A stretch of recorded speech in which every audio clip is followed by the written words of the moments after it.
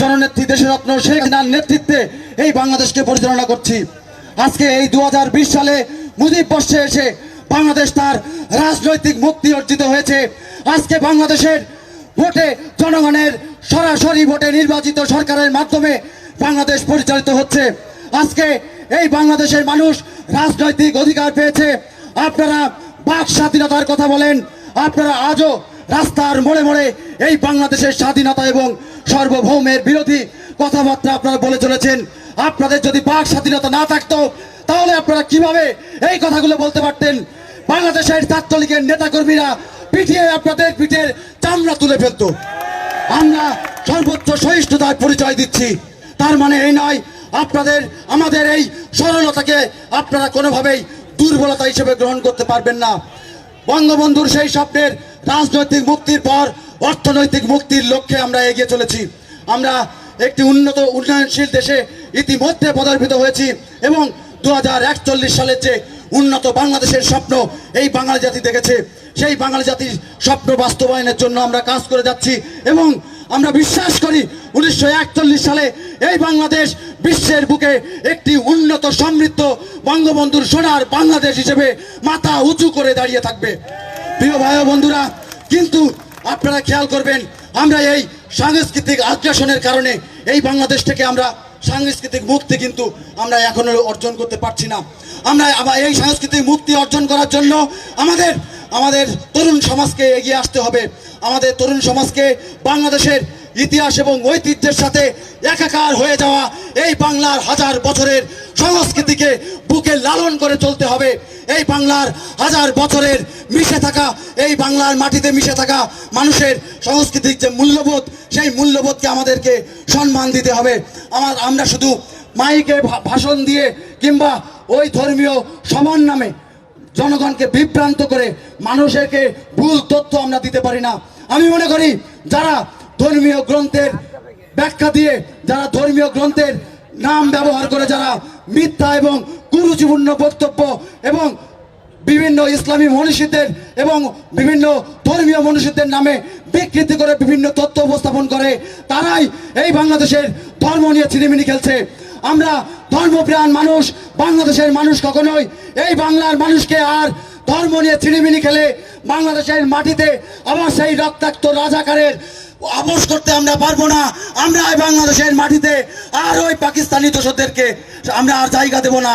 আপনাদের মনে রাখতে হবে, বিভিন্নভাবে কিন্তু তারা এই বাংলাদেশের মাটি থেকে তারা বিতাড়িত হয়েছে। তারা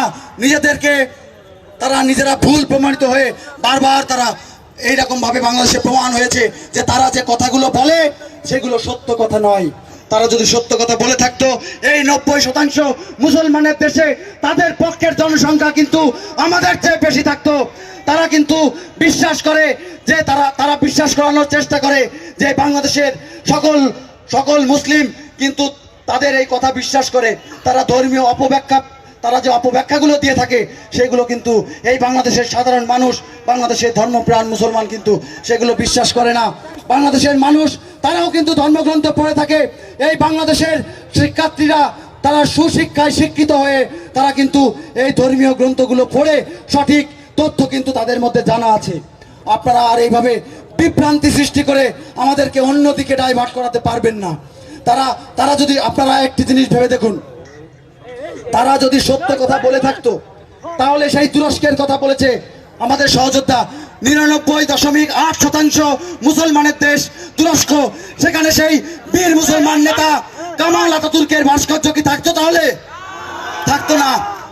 তারা যদি সত্য কথা বলে থাকতো তাহলে কি ওই পবিত্র ভূমি সৌদি আরবের মাটিতে উষ্ণ মরুর বুকে উটের ভাস্কর্য থাকতো না। তারা যদি সত্য কথা বলে থাকে তাহলে এই বাংলাদেশের বেশিরভাগ মানুষ কিন্তু মূর্তির বিপক্ষে, যে এই মূর্তি এবং ভাস্কর্য এই ব্যাখ্যা, এই অপব্যাখ্যা তারা বিশ্বাস করতো না। আপনারা দেখুন, মূর্তি এবং ভাস্কর্য এই দুটো জিনিস যে পৃথক জিনিস, এই দুটো জিনিসকে তারা একীভূত করতে চায়। বাংলাদেশ এবং বিভিন্ন দেশে ইতিহাস এবং ঐতিহ্যের সংস্কৃতি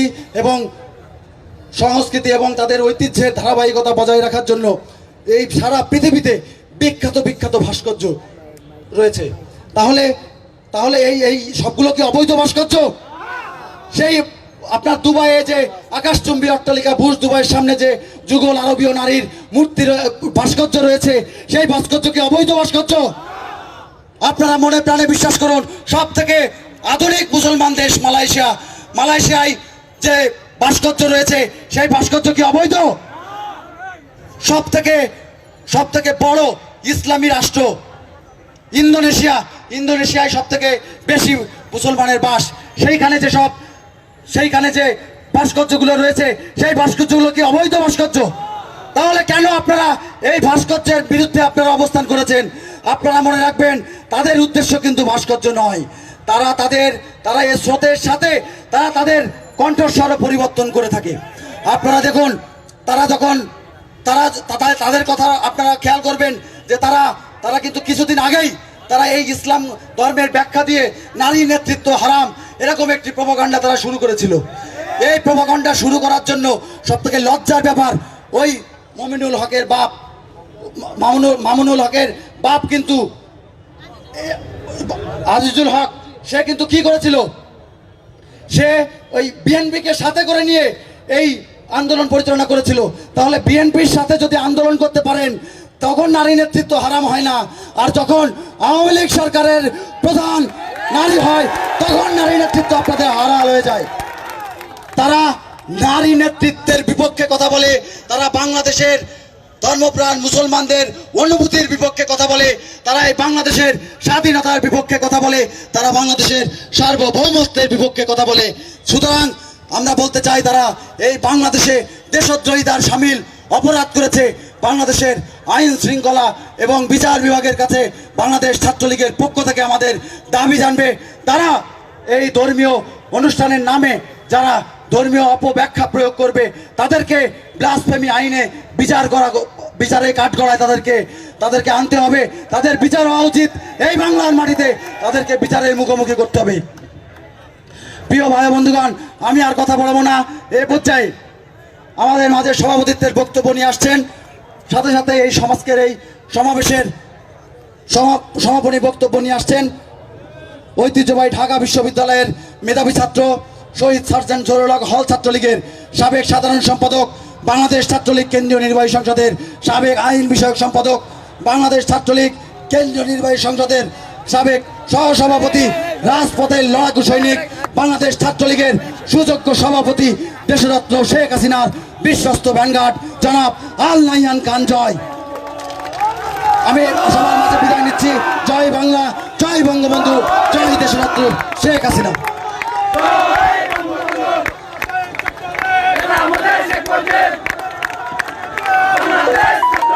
বিপ্লবী বাংলার বিপ্লবী সংগঠন, শিক্ষা শান্তি আর প্রগতির পতাকাবাহী ছাত্র সংগঠন, জাতির পিতা বঙ্গবন্ধু শেখ মুজিবুর রহমানের নিজ হাতে গড়া ছাত্র সংগঠন, জননেত্রী দেশরত্ন শেখ হাসিনার হাতকে শক্তিশালী করার লক্ষ্যে দিনরাত পরিশ্রম করে যাচ্ছে যেই ছাত্র সংগঠন, সেই ছাত্র সংগঠন